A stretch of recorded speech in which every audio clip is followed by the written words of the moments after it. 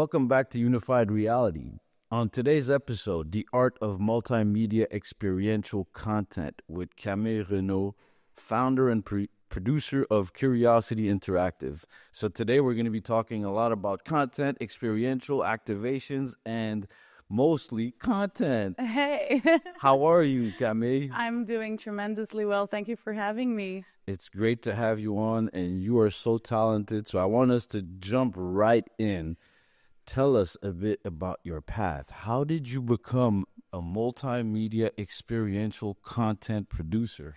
Oh, wow. It has been a journey, Azad, for real, like that. I was, in my teen years, I was an actress, and I really wanted to be the next Kate Moss. So I was like that gorgeous chick involved in all those movies and all those television programs and theater shows. I did Les Miserables. I did musicals for so many years. And then came university.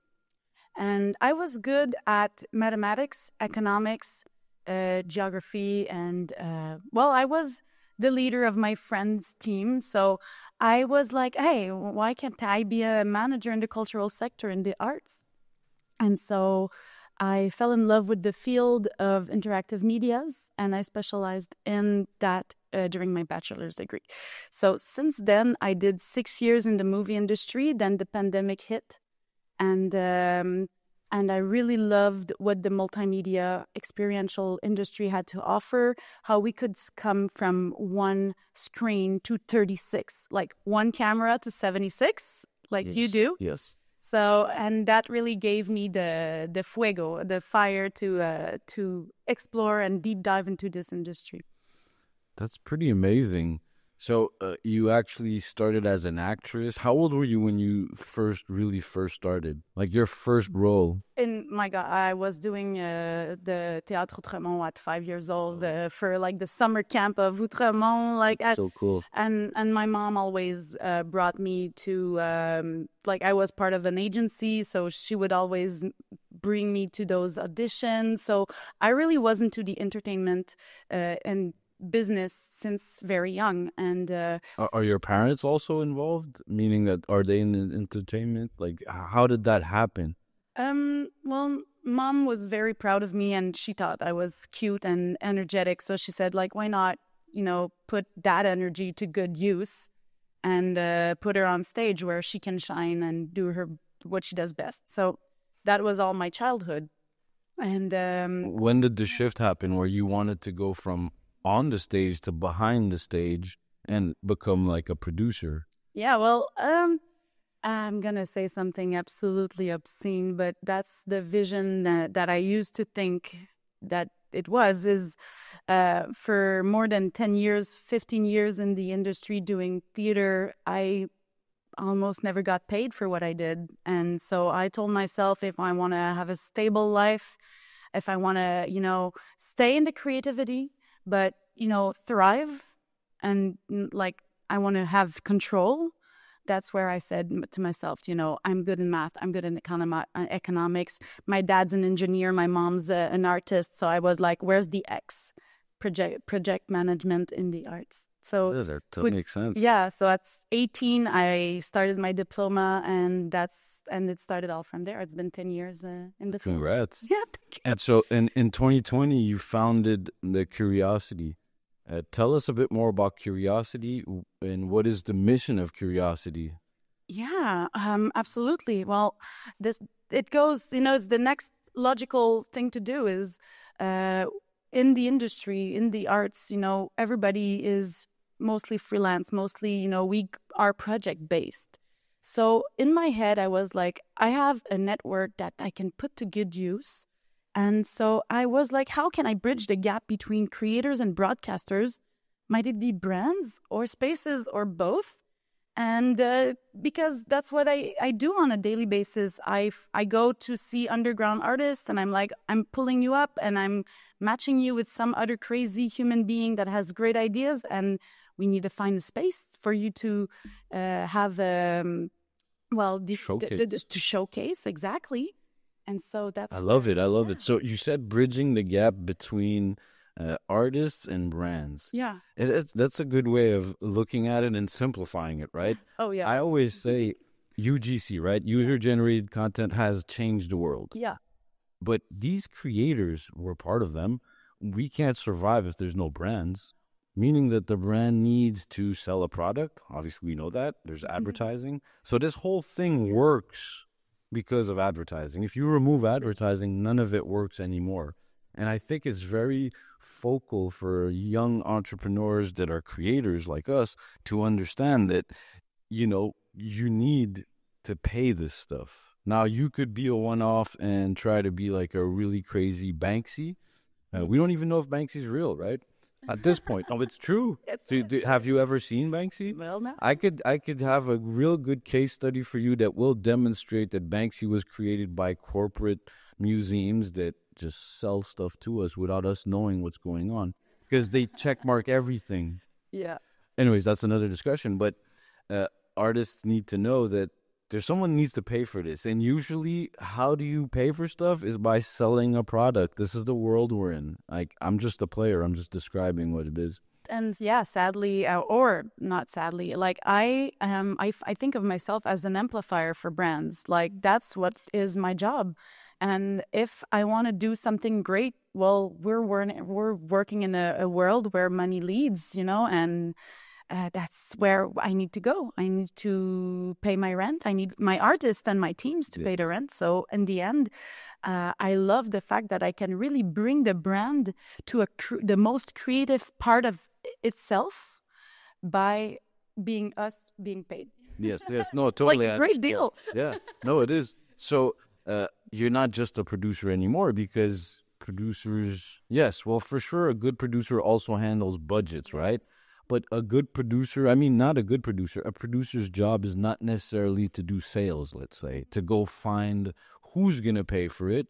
I guess no, it could be because your background is also TV and movies, right? Yeah. In the movie and TV industry, a producer also has to go find the client that's going to pay for this. True.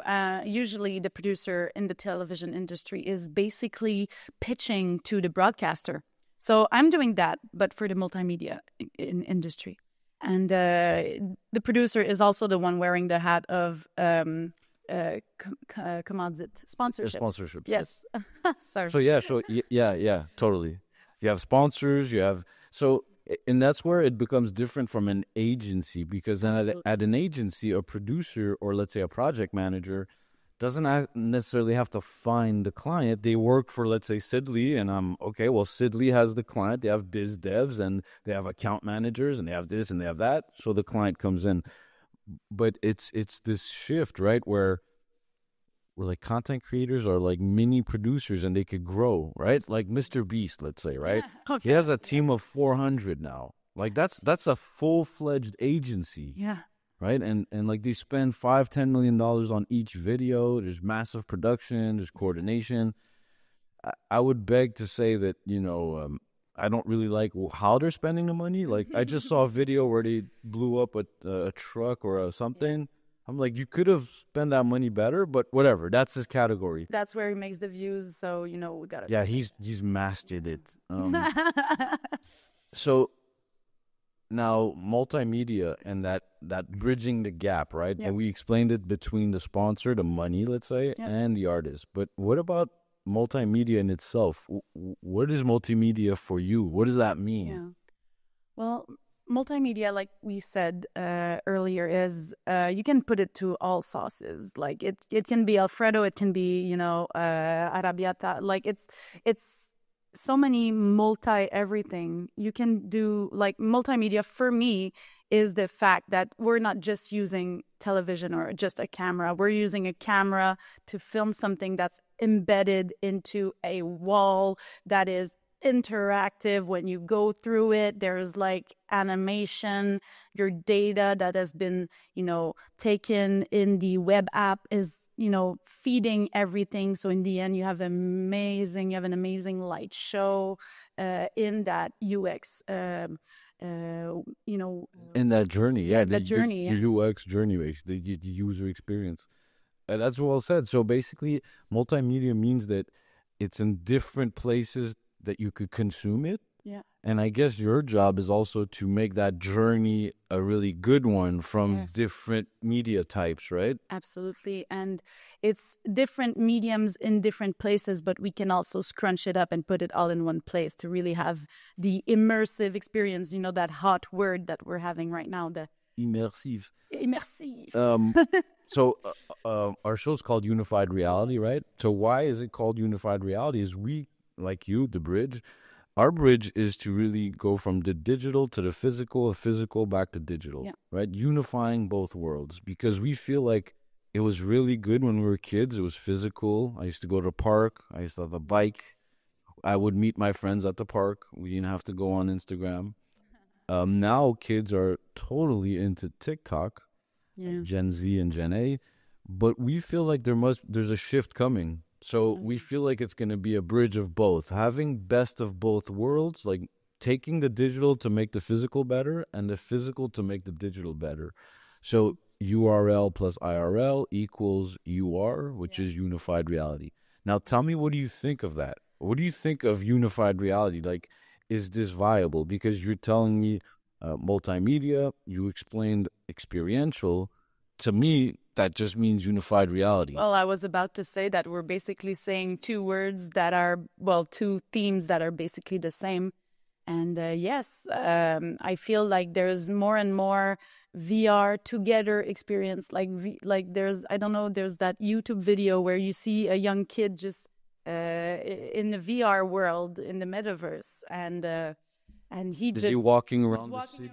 Yeah, and he's interacting with other players, and that's what he does, and he streams himself like this. I forgot the name, but it's super cute, and I could binge watch that for hours. And I'm like, okay, well, defaulting the fact that people are not quite going out as much anymore, and it's kind of in the position of what I prepared, because there is also the fact that everybody goes out also, but less often, but more intensely. Mm-hmm. And I agree. Yeah.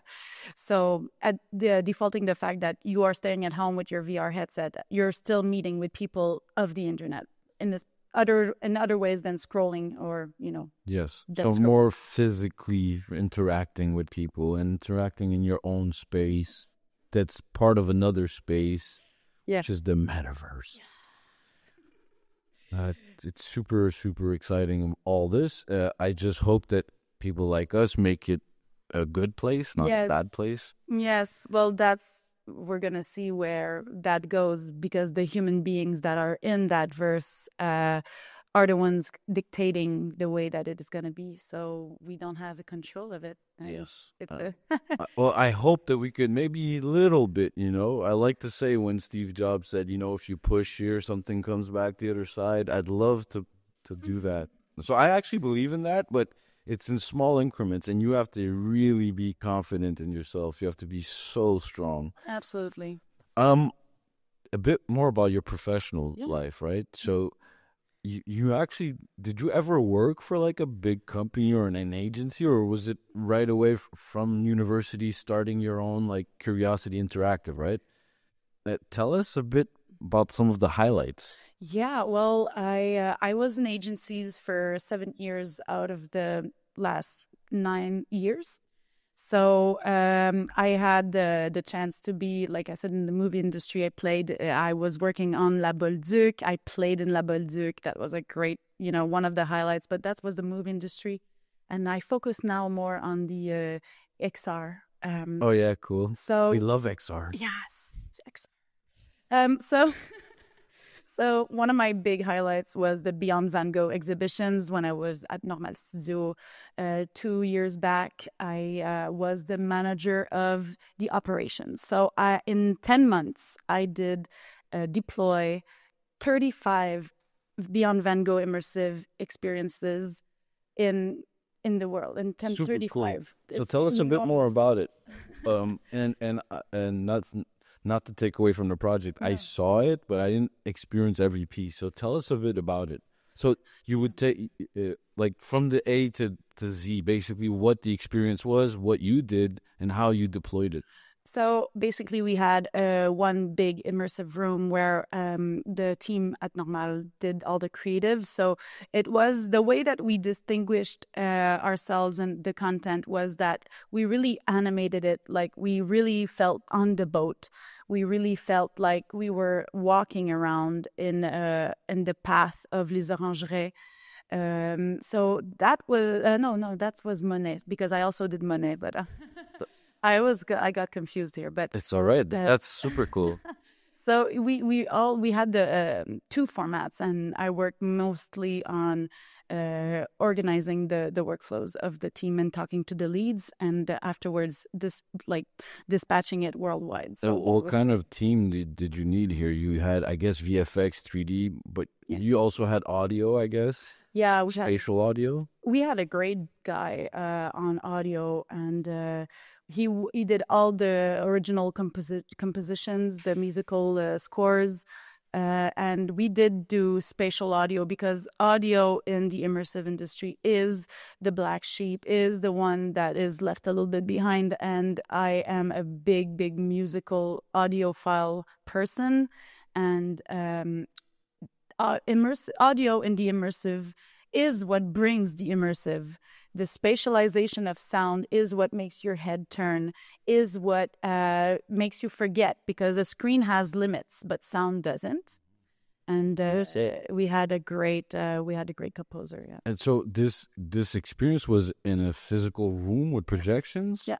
So you walk into the room and there's these projections around you, and there's, I guess, speakers all around for the spatial audio. Yeah. That's super cool. Yeah. Was it also available in the headset?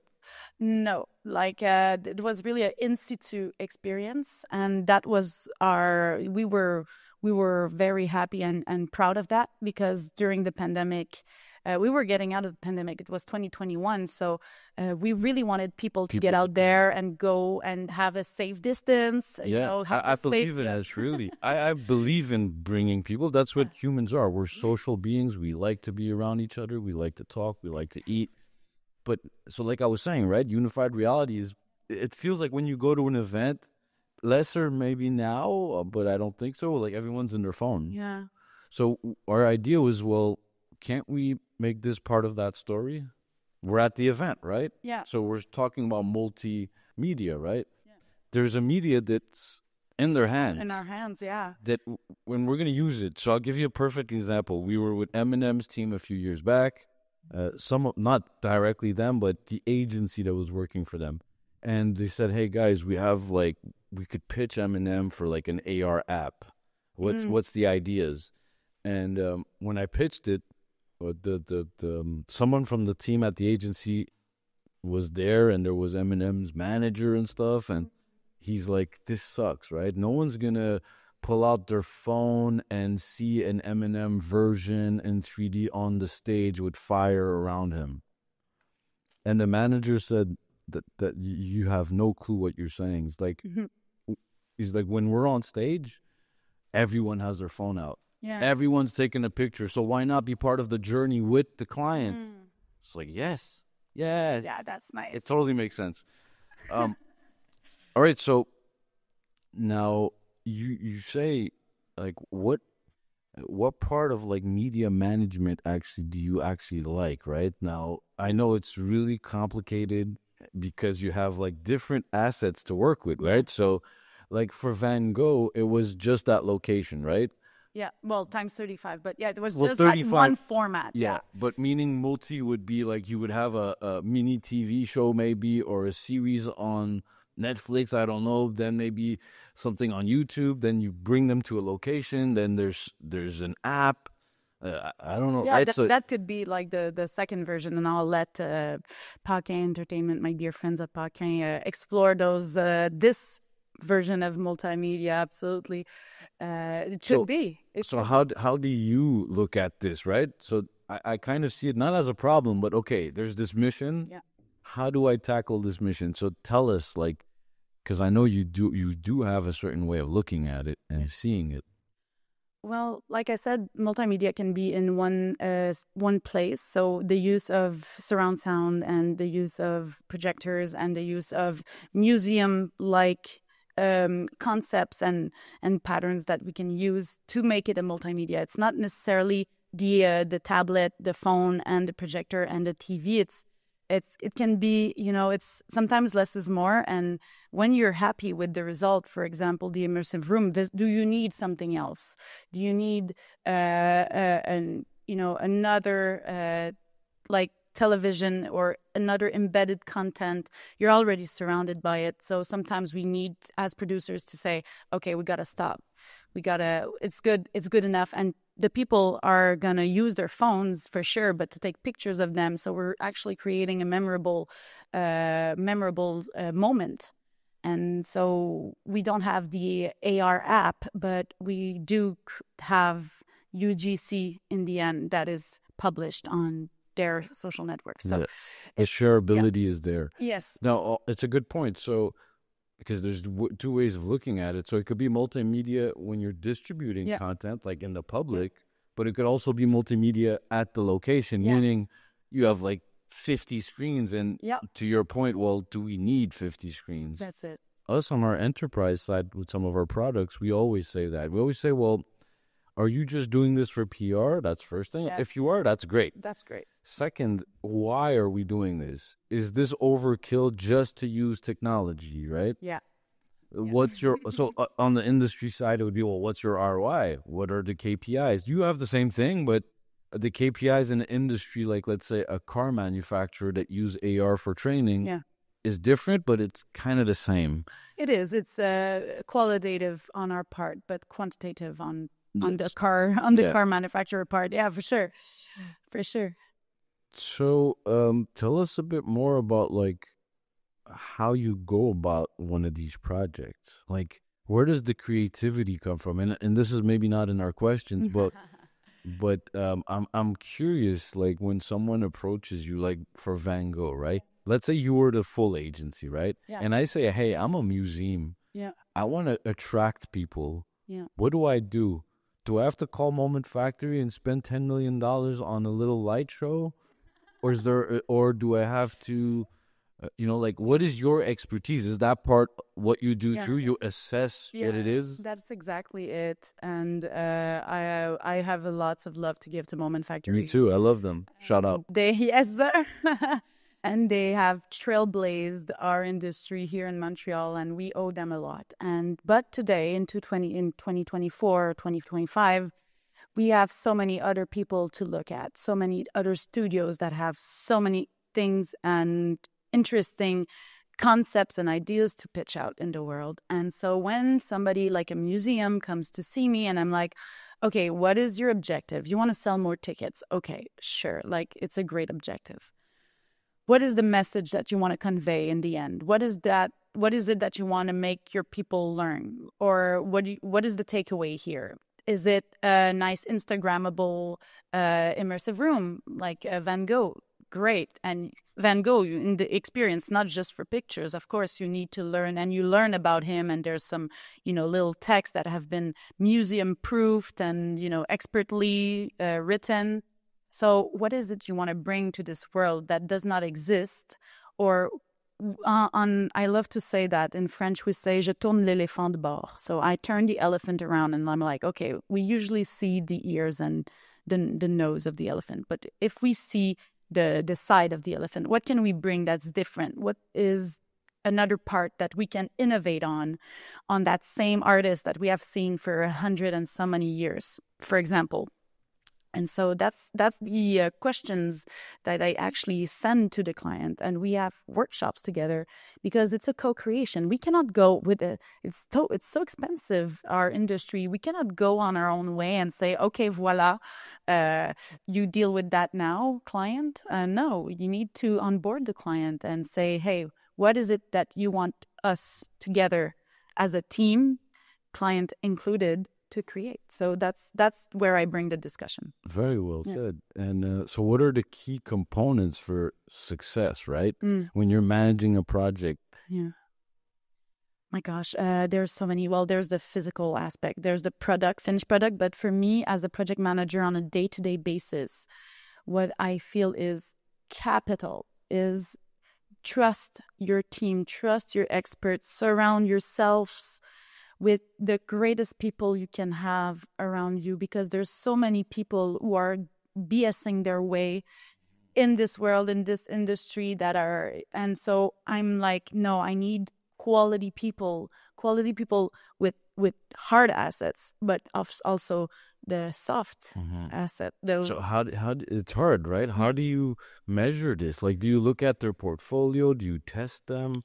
Yeah. Us at the agency, when we hire, we have like a really complicated way of doing it, and it's not because we want to be complicated. It's a filter for us. And also we do like a test. We're like, okay, test this thing. And you'd be surprised, 9 out of 10, they drop from their BS that you were saying, right? So right away we cut them. Like, how do you create that wow moment, right? So that your client says, Camille, wow. Yes. Oh, that wow moment has been so overused, has been abused. Everybody's like, I want wow. And I'm like, okay, well, wow is a sum of so many things, and it's not glamorous. Like, movie industry is wow, but behind it you have a 16-hour day at minimum wage. So wow. Well, yes, wow, right? Yeah. We just talked about the event that you were at, and I asked you about C2 and how you felt about that. So me, when I discovered C2, I think it was the second year. It was 2015 or 16. It's been a while. And to your point, right? Like, how does interactive media change an event? I think it facilitates the connections between humans, because if you're just sitting at a table and eating your nachos or whatever, it's like you're just gonna get an awkward stare, and you're like, by the way, my name is Camille, I'm a producer, blah blah blah. If you're like living something together, that's where we're joining that moment. We're creating a joined vibe, a joined energy between two or more people. And that's where in the end, you're like, hey, I had the greatest time with you. I loved interacting with you. By the way, what's your name? Oh, I'm Eric. I'm the CEO of whatever. And you're like, oh, okay, cool. Crap. Sorry. My name is Camille. You have a great day. Nice meeting you. Nice having fun with you. And so we break a lot of barriers with experiential activations like that. And that, I think C2 is very good at it. And we need to build on that. We need to continue doing that on a bigger scale, on, for me, every congress and every conference event in Canada must have, or Canada, the world must have that. And I'm preaching for my own church here, but it's really does make a great difference. And it's in the end, it's an investment that you as the client that makes the conference will not, I'm sadly to say, not have in return in your pockets, but you're doing the greater good, and you're creating business and money transfer and around the city, around the province on a bigger scale. And that's where we need to look at. Yes, and actually I would say that if they do it properly, it will make them more money too eventually.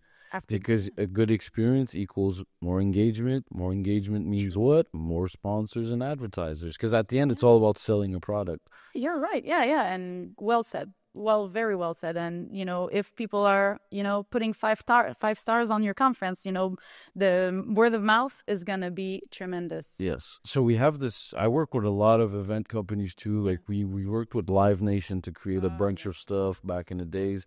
Because we were pioneers in VR, lots of companies hired us to do VR live streaming. Like 2016 to all the way to after COVID. Yeah. And something that came back was quality, but also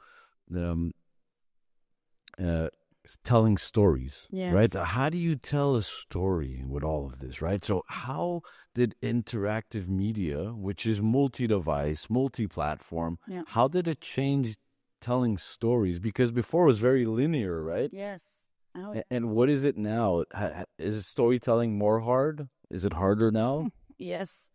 Oh, yes, because we have seen so much. We're in a content economy, and there's different economies. I'm probably gonna name others, but like people today are mindlessly scrolling on, you said it earlier, TikTok or any social medias with crappy content. Pardon my French. And that's our worst enemy. A minute of content is a minute of content. So bad content is still content. And so that's where we need to have better stories. That's where we need to innovate. That's why we need to be, like I said, turning the elephant a little bit around, because we don't want the same pre-chewed story. I was, Disneyfication. We were talking about Disney beforehand, and Disneyfication was to calculate everything to make it an absolute success every time. And we see that after a few years, that system doesn't work anymore because people are bored and they want other things and they want... So for me, the storytelling is find something that is unique and, that can reach to many people at the same time. So yes, the grand arc, the becoming of age, the story, the love story, but it's much more than that. What is it you want the people to leave with at the end of the day? What is it you want?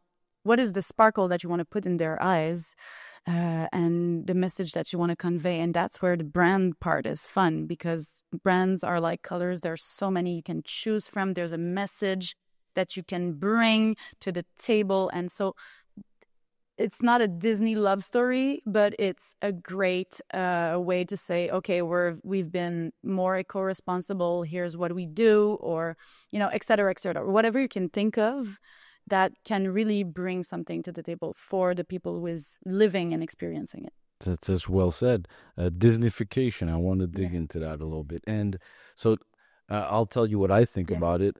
I also have this other word that we use. We call it the broken attention economy. Oh, yes. Right? So the broken attention economy. So you said that you were just saying how, we scrolled through for hours and it's not very good quality.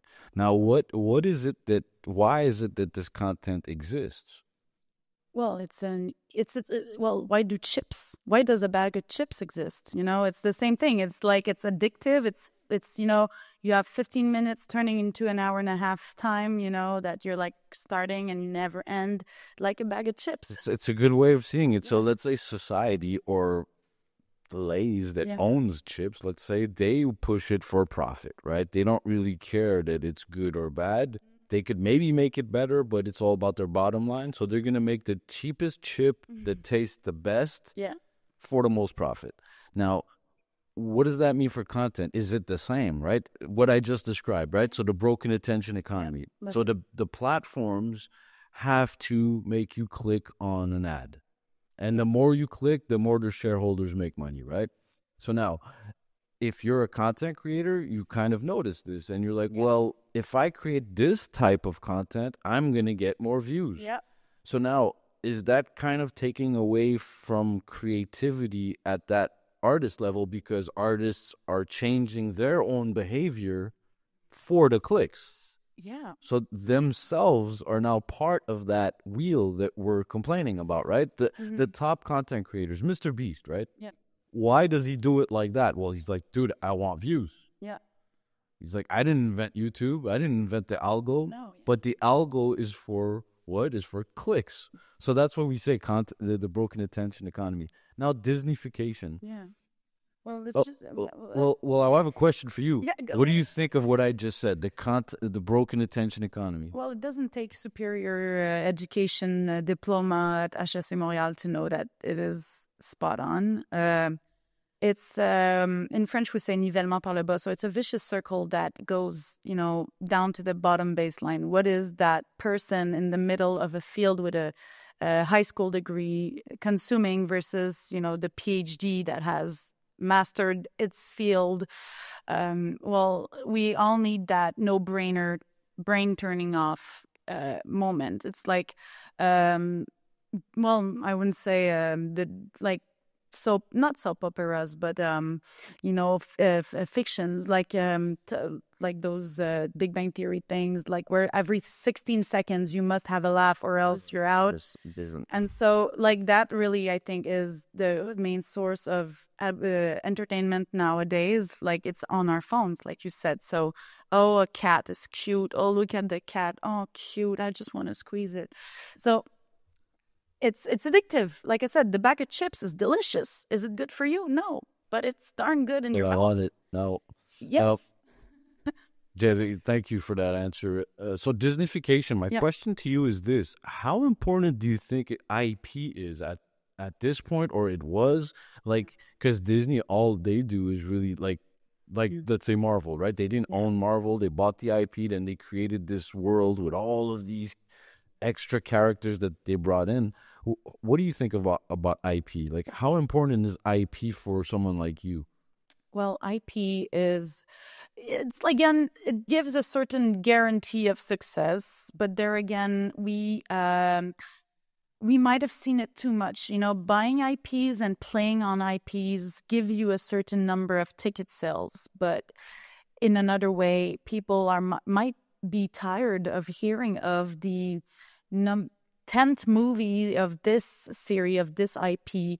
And at the end, you might shoot yourself in the feet, or because, we need novelty. We need something new. We need something that's innovating. And I was the jury on the Numix prizes this year, and there was a great project in Toronto, an immersive project with First Nations heroes. Oh, that's dope. Yeah, well, Marvel, yes, but Marvel X Canadian history and Canadian tradition and First Nation tradition and culture. Now you're talking. Now you're being in the novelty. So you're shifting the elephant around. You're adding a piece. You're adding a leg to the body, and you're fusing two bubbles that shouldn't technically exist. Yes. And that's super cool. That's where new IPs are paramount. Older IPs, again, are good, are great. They have made their time, though.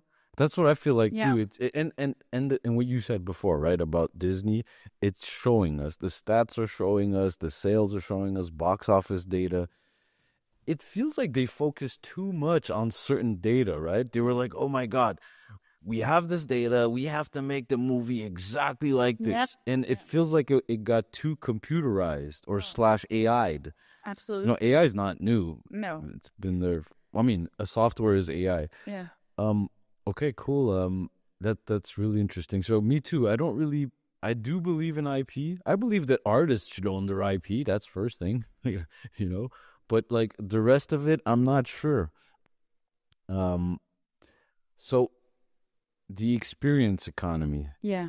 Tell us about this. Yes. So the experience economy is like I call it experience economy because post-pandemic, we see a huge pressure on like the top 10 things you must see in your city. You see the top 10 restaurants. Montreal's Vin Mon Lapin is being number 1 in Canada for 2 years. Or maybe it's not Vin Mon Lapin, but sorry about that. But one of them. Yeah, one of them. And so like when you go to Italy for 4 days, you're like, crap, okay, I gotta go and see this, and this. Okay, perfect. So we go at the Trevi Fountain at 5 a.m. because there's already a ton of people there taking pictures for the gram. And so like that is experiential because you're like, okay, I did my checklist. I've been, my bucket list has been filled. I saw this and that. And that's where immersive and experiential events have a place to be yes. in the tourism. I believe so. And also I think the content merges too, right? So we always had bucket lists. Like when our parents used to go, let's say I remember, we're going to Niagara Falls, and my mom's like, we have to do these things. And so she didn't have a phone, but she had a list, tourism, talking to friends. But what happened now is that you could actually preview through content what that experience is going to be, right? So that's the major difference. And also if your friends go there. So if your friend went there and they posted it on the gram, now you also have that little feeling that I also have to go there. So it's a beautiful mix, I feel. I feel like content and experience are really merging. Oh yeah, absolutely. They've been merged. It's just people don't know about it. So now we have to talk more about it. Unified reality, it's always about that. Yeah. To explain this. Yeah. Tell us like a bit about like tourism, right? Where do you see like that going? Like how do you tie tourism to, let's say, a brand? We've seen it in the last few years.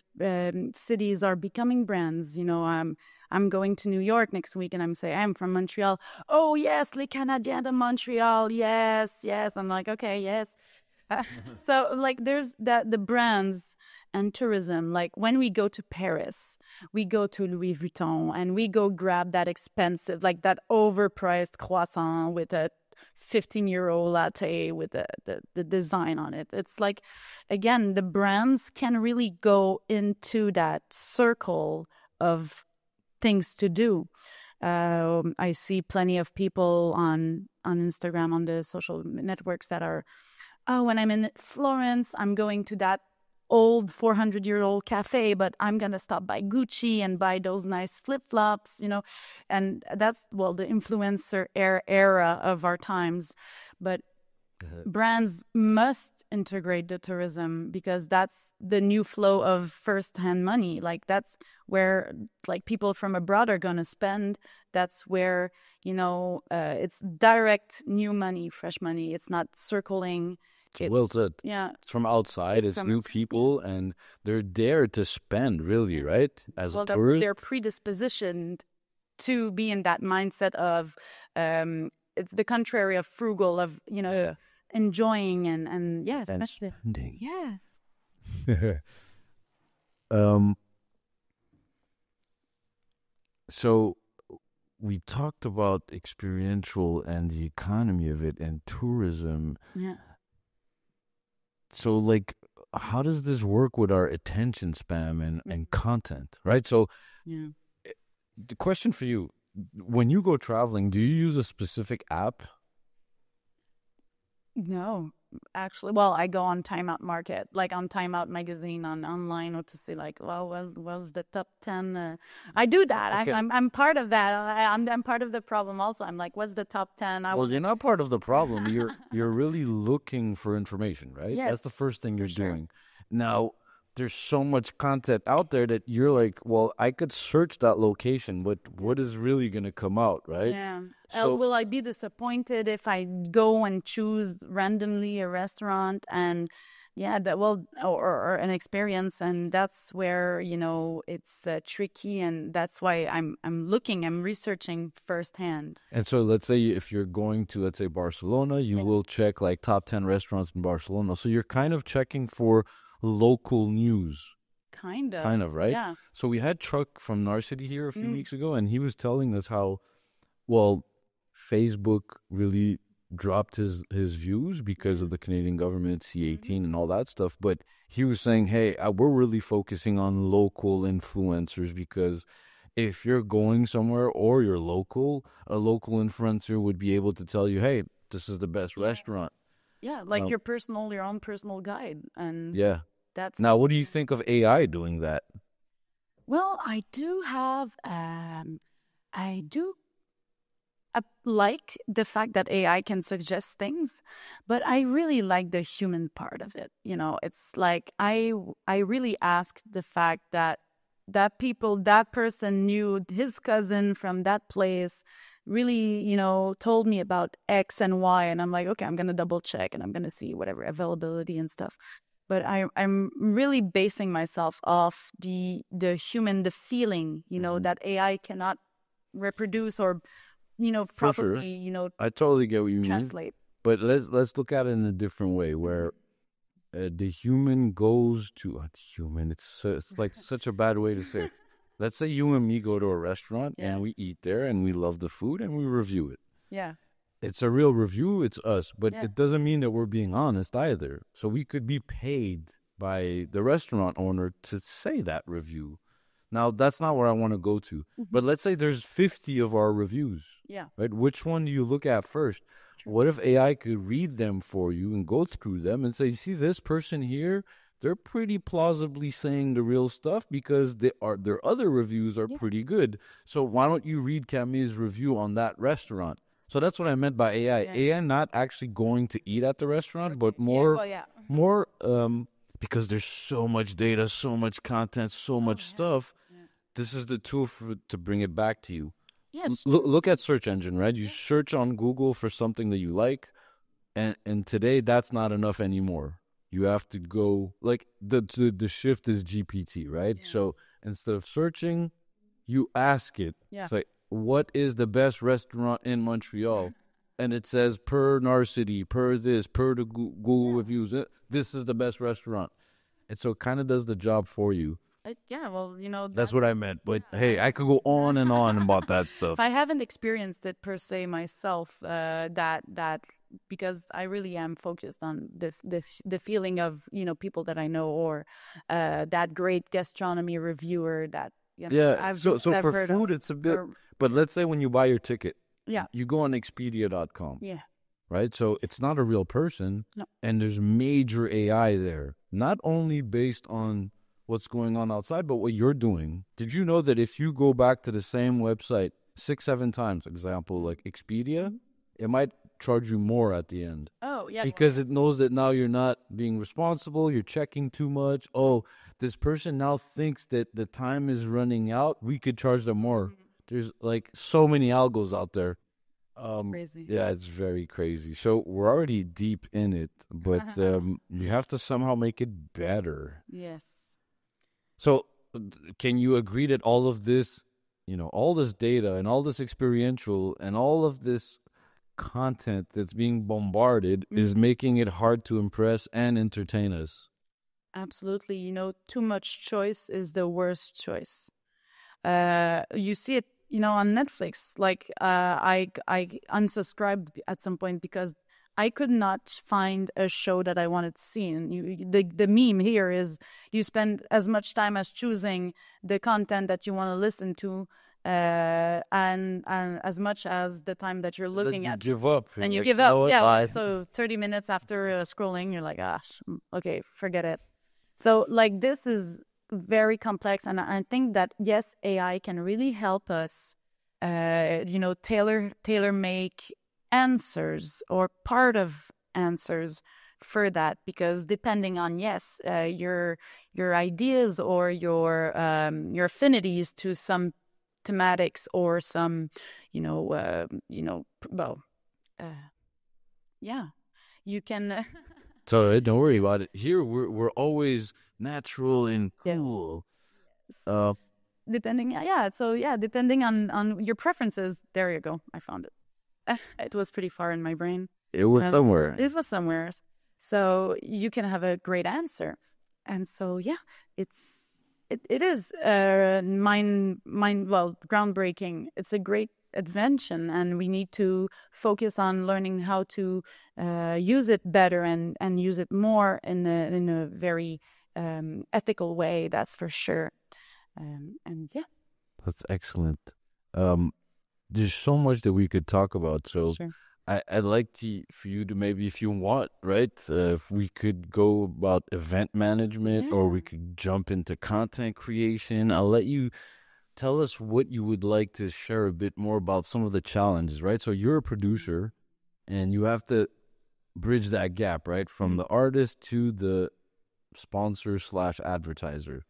And sometimes you also have to create events. And you experiential, right? So Van Gogh. Yeah. And what are the biggest challenges that you see when you're doing this? Is it more the clients not understanding what experiential is, or like the ROI of experiential? Is it hard to showcase how much their return is? What are some of the biggest challenges? Well, these two are quite something on a daily basis.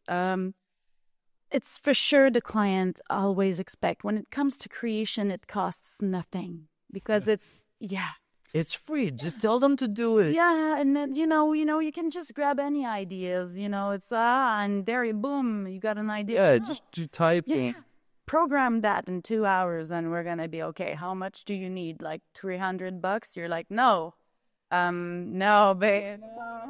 No. Yes, put a 2 at the end of that, if not 3. So that's the thing is when it comes to creativity, and I was talking to Sébastien Pellan from a company yesterday who does event management, and so we were saying that when it comes to creativity, people expect that it costs nothing because it's not tangible. Your rig is tangible. It's metal. How much does that cost per gram? And what's the handling and the shipping of that? But when it comes to creativity, it's all in a computer. It's a file in the computer, and so people don't put the right value on it. And so when I say no, your project is $200,000, and they're like, okay, we're gonna call somebody else, and somebody else gonna do it for 120, and in the end we're all again shooting ourselves in the feet. Yeah, because we're underpaying everybody on the team. We're squeezing everybody, and after that we're delivering crap. And the client, like you said, so crap could be that the client's not happy, but let's say that it's semi crap and the client's happy. That means that you just dropped the price for everyone and you lowered the quality also. Yeah, it's really not good. That's why associations for artists is very important, right? Absolutely. And I want to add on that is that, something that is crap in the artist eye might, suffice the client. And that's the producer part that I need to step on both chair. Because if the client's happy, like let's preserve the margins at this point. Like, if we're happy and it's good, it's not exceptional, but us exceptional here is like us living in the year 2035. Would you agree that a lot of artists are perfectionists? So we get into that cycle, right? So sometimes as a producer, you have to say, hey, step back. Yeah. Client's happy. Yeah. Okay, we didn't deliver AAA, but they want B. They're okay. It works. And the clientele, the audience is there. The client is happy, and we mustn't, like, as a producer, you said budget.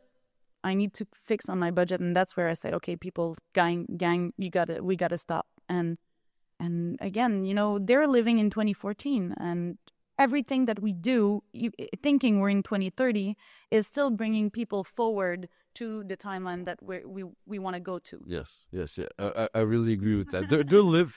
They're like 10 years behind, but we have to kind of, and it's normal. They don't know about it. This is our expertise, so we know all of those things.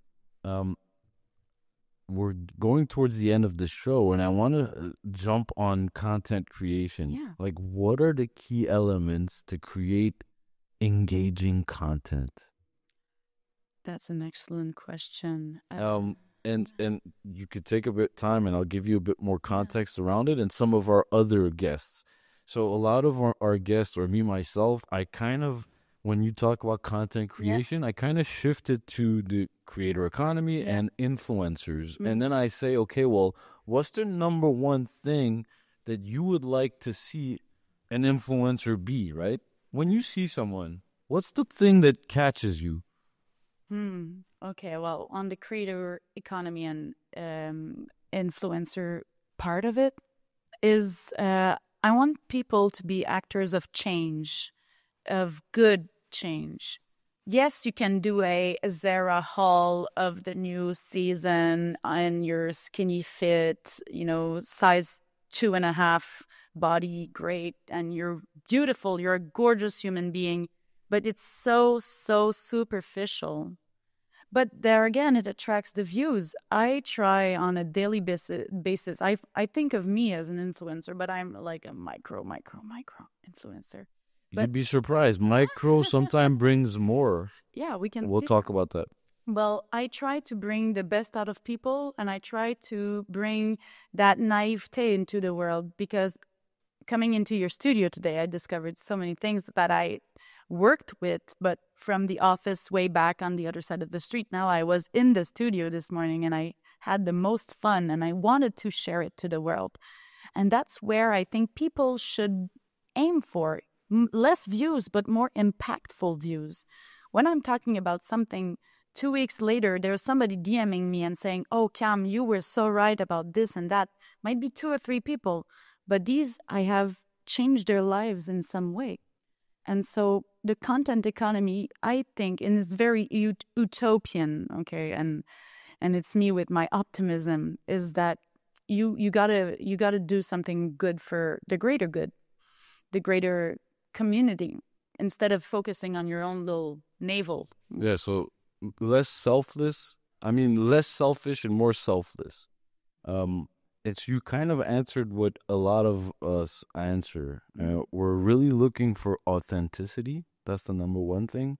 And if the person has good values, that goes long. It goes far, right? It doesn't mean that you have to preach for God or anything like that. Just be a good person, at least that, right? And have a good view on things and be honest.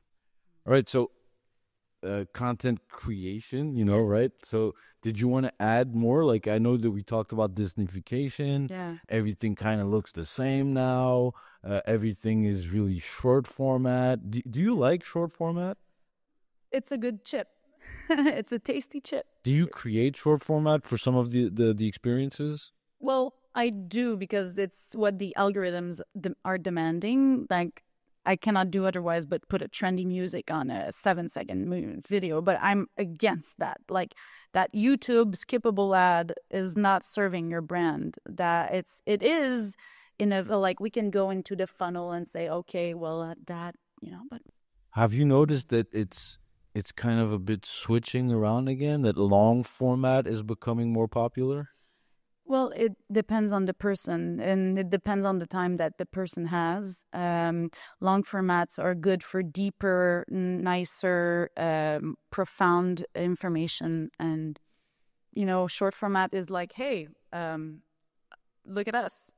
Ciao. Like, hey, well said. You said it before, chips, right? Yeah. So your short 7-second or 10-second, whatever, is your chip. And then now you sit down for a real meal.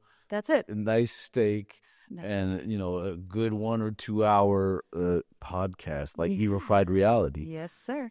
And nowadays I think we cannot do otherwise to have that variety, because everybody is different. We have a very fragmented market, a very fragmented attention span, like you said, broken attention economy. And so even me in my industry, in the multimedia experiential content industry, like, we have less and less resources, like everybody else in the world. We have less physical and less human resources, because we have too many things to do and so little people to have around, It becomes harder and harder. You have to work with lesser and less, but you have to deliver more too.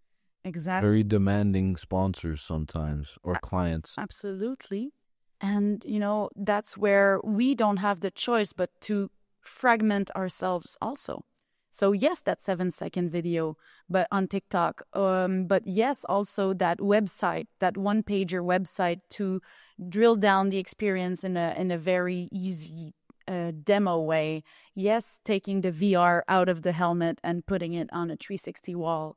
And so we need to find ways to push the same piece of content farther, because once you turn the lights off in the room, the content is gone. But how can you make it live? How can you mutate it in some ways that it's going to have a life from a year from now? I like that. Yeah. I really like that, what you're saying. Like, don't just create it for one time, even if it's an event, right? Yeah. Because I've seen both sides where lots of content is being created forever, like, let's say Mr. Beast or PewDiePie. Let's all PewDiePie. PewDiePie's first video is still there. I could go watch it. He's a gamer. I could go see that game. But when there's an event, let's say at the Palais des Congrès, and there's a video that they're showing us, after the show, it's gone. It's gone. So now why can't that content live forever? But it needs a place to live. And I feel like that's the part where it's hard for a lot of producers, content creators, especially for immersive. If I was to tell you about, let's say, augmented reality, right? So you have two choices. You have to either create an app Yeah. Or you're like, okay, well, let's do web AR. You know, there's a QR code and you scan it. The QR code and the scanning is easier, but it doesn't live. No. Like, you can't do anything. You try it once and you're like, okay, Okay, bye. I can't even like it. I can't. I can share the QR code, Yeah. but it's not a real persistent experience. So we actually believe that the rise of other platforms are coming for the experiential market, just like there was the rise of, you know, from MySpace, we went to like, okay, Friendsters, MySpace, then we went to Facebook. Facebook took text Yeah. and your status to another level. IG took your images to another level. Snapchat and TikTok took your videos to another level, especially TikTok at a very high level. I remember sitting at somewhere and someone saying there's a new platform coming, and people laughed. They're like, who's going to replace IG? Well, it's because there's a real change. It went from image to video. And now what's next? We believe that the next version of the internet is 3D. Yeah, well, I really hope so, because that's where we should be going for. We see it with the blockchain, and we see it with the all art galleries during the pandemic that have been brought online with a VR headset. I think there's a market for that, and there's a way to democratize that, to really put in immersive experiences. And how can you bring the immersive room to your headset? That's very little. What about your phone? Or your phone, yeah, and that's very little. Once you're in the code, once you're in the software, it's very little work to adapt it, because the content is done. So after that, it's just pixel management. It sounds easy, but I'll tell you, it's really hard, or else they would do it. So I think that's what is missing, and we've been working on something for the industry, so be on the lookout. Stay tuned. Yes. What about AI? And I know we talked about it. So first of all, do you use ChatGPT? Yeah, I do. How many times a week or a day? Well, depends on what needs to be done. When I'm pitching, I need some help writing. I'm not a writer, and I'm not a designer. So I do need the help of somebody who has much more knowledge than me in all those fields. So ChatGPT, the 4.0 that I'm using actually at the moment, is great for image generation. So that's what I do, and that gives me my hero shot for a pitch. And that's great, because people are not... Save time, yeah. It looks good. Save money. Why not? Yeah, $22 a month or something like that. So yeah, for sure, it costs less than a graphic designer. And the graphic designer, I will tell him or her something, and it's going to be it's going to be misinterpreted. Yes. Because in my head, it's chaos. In my head, thinking of a concept is this and that and what and woof and... Yeah, totally. All of us. Yeah. So this thing really helps us to actually help our designers. Yes, and to save time. That's it. Some of them don't like it. They're like, "Well, you did it in GPT." I'm like, if as soon as you tell me something like this, not that I'm gonna fire you, but you're kind of on the edge of the team, because everybody in our team embraces it all day, every day, all the time, all the tools. Why wouldn't you? It's like if I tell you I have a new hammer or a new screwdriver, and you're like, no, I don't like screwdrivers. It saves time. Okay, why would you do that? So we use it all around daily. All of our employees have a paid license, so everybody's happy. Yes, well, and the time that you're putting in the concept, you're not putting, like, the time you're putting in a concept, you're not putting in the final design. So I prefer that my first draft is AI made, that is very imperfect, very unnatural, or unaesthetic. Yes. It can be, but and I want my designer to spend those 3 or 4 hours that she or he could have spent doing that for the final design. So indeed, for me, and that's where I'm convinced that it will not maybe lose jobs, because I'm taking the responsibility as a producer to keep those hours in order for them to do better work in the end of the chain. Hopefully, a lot of producers will be like you, but I could tell you that some of them are already cutting jobs. I know. So, Yeah.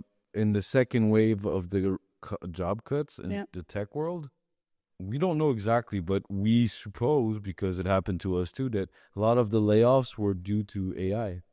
Except that we said it was because of the economy, Yeah. but it was because of AI. Because literally, it's like, okay, well, I'm being extremely honest. Okay, we have to hire these two people. Not anymore.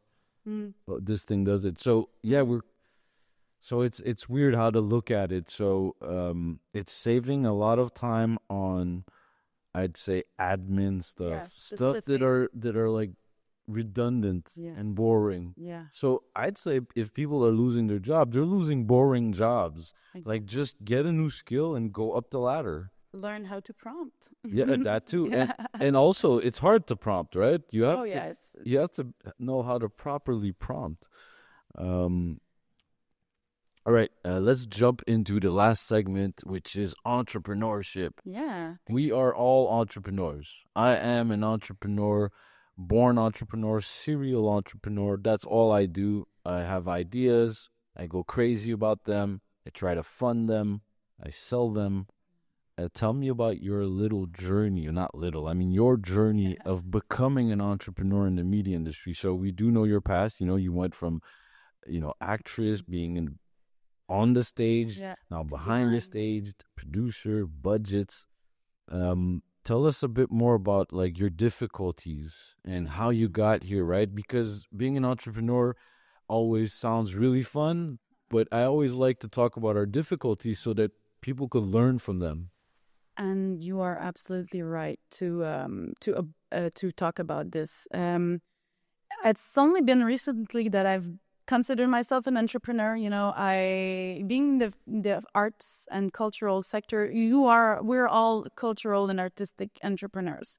Because of the way that we're project based, we still need to go and catch our leads and everything. And because after a few years, I needed to get my tax numbers, and so there, and I was like, okay, I'm an entrepreneur. Okay, that's it. Like I need to jump on the water in the water. I am a woman with a certain upbringing, and I was always told that I needed to work for other people, that I needed to be cute and kind and smile and wave, kind of person, even though I was being bitched at by the, But the toxic manager, and so at some point I got fed up. And I got fired so many times for being authentic. And so at this point I was like, okay, I'm done. I'm done meeting and getting with those kind of vibes that don't really resonate with me, because I am a go-getter. I have a drive for a team. And so that's where I said, like, I don't have the choice anymore. And so I understood that the only way to get out of it is to invest in myself and to be the most authentic and transparent person for the people to have trust in me, and so to have great collaborations. so you just jumped in, right? That's Yeah. what you said. I just When was this exactly? last year, curiosity was ongoing, but like the mindset shift last year when I came back from Europe, and I was like, okay, they're okay. Like, yeah. So what was the hardest part? Like, was it the mind shift of going from, like you said, your upbringing, Yeah. like putting your mind around the idea of I'm an entrepreneur. Yeah. Was that the hardest part for you? Yeah. Our worst enemy is ourselves, right? And I was always told that I would be a great employee, but no, I could be, but I was never given the voice that I needed to thrive as an employee. So, being an entrepreneur gives me that voice, allows me to have the power to choose my collaborators, my crazy, great, amazing human beings that are all a little bit crazy and geek. And so that's what is the most precious for me as an entrepreneur.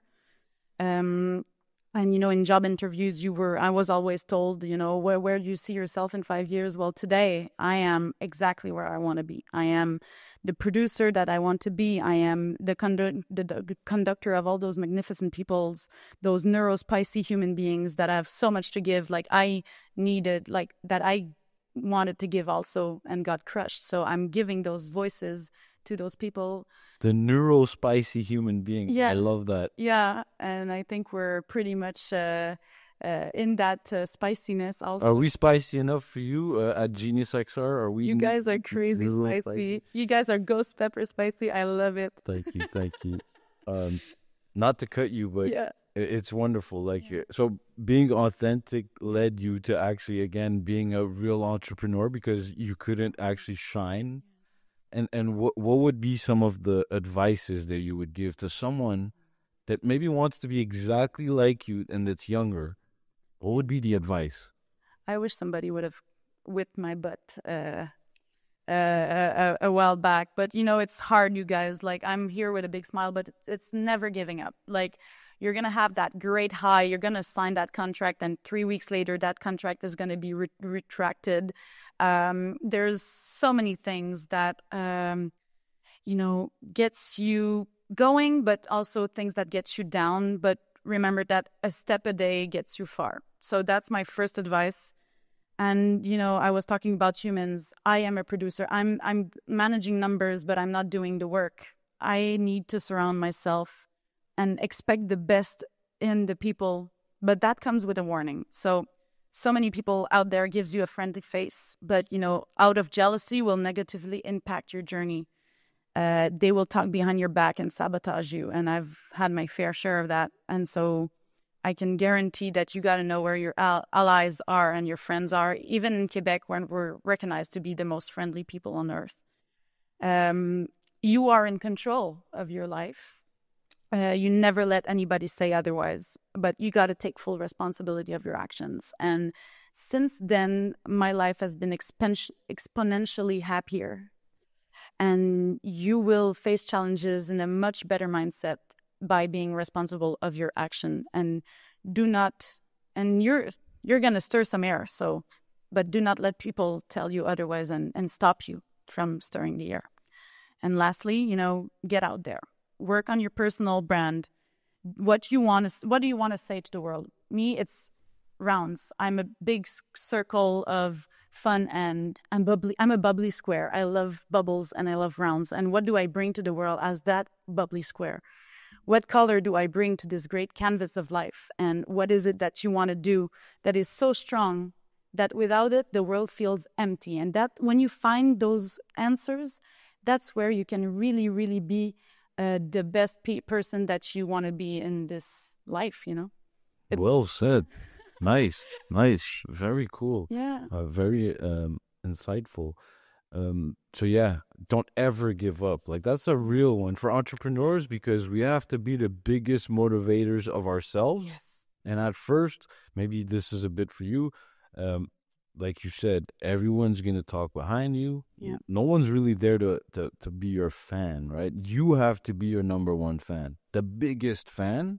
Yes. And you have to self-motivate and then make a discipline out of that. So, because, right, discipline is better than motivation. So, absolutely. But at first you need that. Like, I was talking to my coach the other day and he's like, oh, you absolutely need to do this and this to go to the gym after. I was like, yeah, but that's helping me now. And then I'll remove those when I can. But for now, it's helping me. Now, it's not drugs. It's not caffeine. It's just regular stuff. Like, oh, I have to stretch like this before I do that. Yeah. Then I could remove that, you know, hopefully. So let's say today your motivation is just ignore everything and keep doing what I have to do every day. Yeah. And then one day it's discipline. It's like the person is insulting you in your face and you're like, you know, I kind of knew you were like that. I have no expectations from you. The expectations that I have are from myself. Yeah. So whatever you're saying doesn't affect me that much. Yeah. No, that's it. So you have to be your number one fan, really. And you got to know where you're going. Yeah, and of course, no plan, you don't go anywhere, right? Yeah. Plan, target, and when you have a target, you know where to shoot, right? So that's a guy thing from my side, but I don't know. But nowadays, a lot of women also like to shoot guns too. I've seen it on YouTube. I'm a killer archer. Oh, yeah. Yeah. Well, we're going to do a video on that one day. We're going to put you to the test. Maybe it'll be an AR. Who knows? Oh, interested. Any upcoming projects you want to talk to us about? Yeah, well, it's been a few months, but since the beginning of 2024, I've been helping a multimedia studio structure. So I'm doing the producer. I'm really producing and helping them with all their admin and their project management, and that for me gives me a great insight on, you know, being with a team, with the creatives. And yeah, like I love them, and the projects that we have, we cannot talk about it just yet, but there's so many good things coming up. 2025, 2026 are already in the books. So yeah, Great. can't So wait to show you all. excellent. And the last thing, because I wanted to ask you this, and it won't be long. You don't have to take your time. You could be very fast. Movie industry / content versus gaming. Yeah. Which one is bigger? We obviously know which one's bigger, but where do you position yourself? Or is it a mix? It is a mix. Like I had the idea, like in Unreal, you know, in the movie industry, the camera is the sole point of view. In the gaming industry, you are the POV. And so this is what I bring to the industry, is that the idea that you, through your phone, through your eyes, you are the POV of something that is, well, probably contemplative, but you are choosing the POV. You are choosing the way that you are assimilating the informations. And so it is kind of more IRL ARG gaming, but like softer, cuter, like easier, and you know, more chewed, more like, okay, go to the end of the room, and you're gonna see that part of color. You will learn about this part of it, but then you go back, or you scan your bracelet on X, and at the end you got your colors, you got your perks, you got your, I don't know, Guardian of the Galaxy raccoon that has been modified according to what you scanned during the exhibition. Yeah. That kind of makes sense to me too. So it is a gamification of content and also of social life. So social gaming. That's kind of where I see it going. It's content, experience, all of it's multi. It's multi, right? everything. It's everything. It's everywhere. It's exponential. Camille, thank you very much for coming on the show. And by the way, like you said, 3D, we're going to have a 3D of you and like moving on the set. So that's going to be super cool. Can't wait.